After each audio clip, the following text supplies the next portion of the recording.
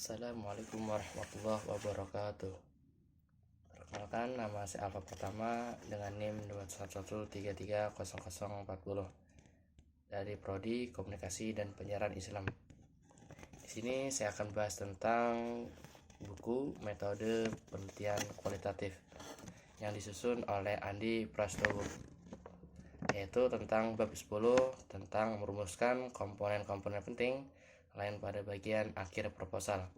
Di sini juga ada beberapa bagian penting yang harus kita ketahui sebelum kita melakukan penelitian.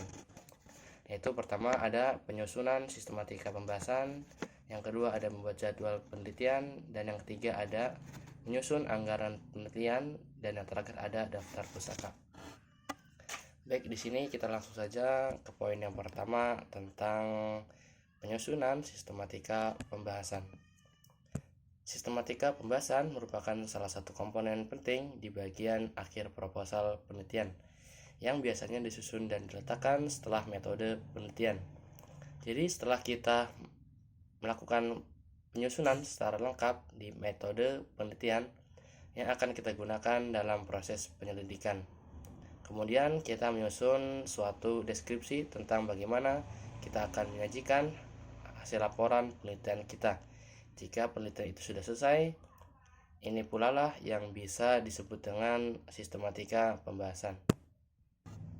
Yang kedua ada sistematika pembahasan. Hasil penelitian ini akan disusun dalam bentuk laporan hasil penelitian, tesis yang tersusun dalam beberapa bagian.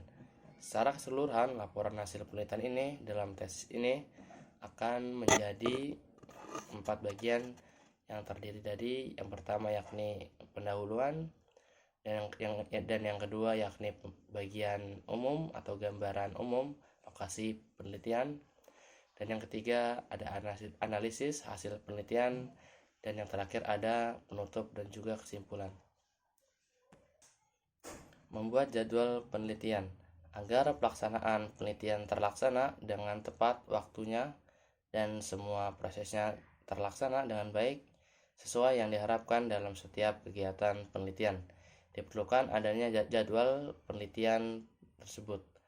Melalui jadwal itulah kita dapat senantiasa mengamati dan mengawasi sampai seberapa jauh kita telah melaksanakan penelitian dan sudah sejauh mana proses yang telah kita lalui. Kemudian dari jadwal itu kita juga dapat melihat sudah berapa lama kita terjun di lapangan. Selain itu, sudah beberapa target pula lah yang telah kita laksanakan. Semua itu akan terpantau dengan adanya jadwal, ditambahkan oleh Basuki tahun 2006 halaman 237. Jadwal penelitian akan memudahkan kita menentukan tenggat waktu proyek dan juga membantu untuk menantinya. Itulah sekelumir jadwal penelitian yang akan kita laksanakan. Selanjutnya ada langkah yang ketiga, yaitu menyusun anggaran penelitian. Setelah menyusun dan merangkai jadwal penelitian, langkah selanjutnya dalam membuat rancangan penelitian kualitatif adalah mengemukakan rencana anggaran penelitian. Ini adalah salah satu komponen proses proposal penelitian, namun sifatnya tidak wajib, apalagi jika penelitian untuk karya akhir akademis ini kita lakukan dengan biaya mandiri. Utamanya penyusunan rincian anggaran ini diperlukan jika proposal kita akan disodorkan ke pihak-pihak yang akan memberikan donasi. Sementara itu, secara lebih rinci, isi dari usulan anggaran penelitian yaitu sebagai berikut. Yang pertama ada upah dan honorarium.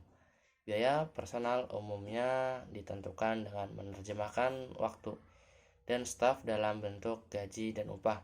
Biasanya didasarkan pada jadwal jam kerja per minggu, tunjangan lain, dan juga free konsultasi bila ada. Selanjutnya yang kedua ada ruang yang perlu untuk proyek. Yang ketiga ada peralatan dibeli atau bisa disewa. Selanjutnya yang terakhir ada material dan bahan habis pakai, termasuk alat tulis kantor. Biaya mencakup bahan habis pakai dan juga alat tulis kantor.